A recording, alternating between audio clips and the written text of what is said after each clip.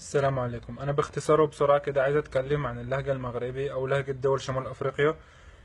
أنا مصري عايش في المغرب بقالي تقريبا سنة وشوية. في ناس كتير كانت بتقول في الأول إن اللغة المغربي أو اللغة الدارجة بيقولوا عليها في المغرب دارجة صعبة جدا وكلها فرنساوي وإن إحنا صعب نتعلمها وبتاع. طب هما بيتكلموا مصري، يعني في المغرب بيتكلموا، بتلاقي في ناس كتير بتفهم مصري وبتتكلم مصري عشان هم حبوا البلد، حبوا الثقافة، حبوا الشعب، حبوا يعرفوا ثقافات شعوب تانية. فحاولوا يتعلموا اللغة بتاعتها. ما تكونش قافل على نفسك وشايف ان اللغة المصري دي اللغة العربي الصح. حاول تتعلم يعني. انا مصري جيت عشت هنا طبعا غصب عني لازم اتعلم الدارجة المغربي. فبقيت بتكلم مغربي تقريبا زي المغاربة بالظبط. المغاربة شعب مضياف جدا وشعب محترم ومثقف وبيحب يتعامل مع الشعوب المختلفة والثقافات المختلفة.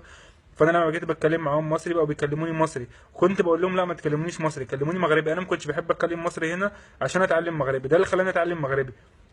لما تروح دولة تانية اتكلم باللغة، يعني تحاول تتكلم باللغة بتاعتهم حتى ولو غلط. الأول هيهزروا معاك وهيضحكوا عليك، بس مش مشكلة، بعد كده هتتعلم.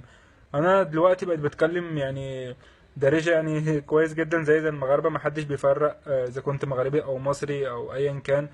لما باجي بشتري حاجة أو بتاع بتعامل باللغة المغربي. محدش بيعرف، محدش بيبص لي بصة غريبة اللي هو ايه ده انت لهجتك مال عاملة كده ليه، انت شكلك مش مغربي، أو بيعاملني على أساس إن أنا مش مغربي. لا، ممكن أتكلم معاكم مغربي. أنا اسمي يوسف. عندي 24 عام. جيت لكازا تقريبا شي عام وشوية.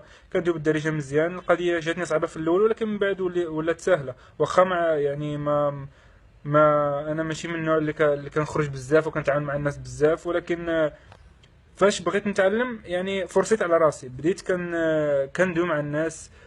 كانوا حدايا بزاف الدراري اللي علموني يعني. في الاول كنت كنسمع ما كنتش كندوي، حتى من بعد عاد تعلمت. يعني وليت كندوي.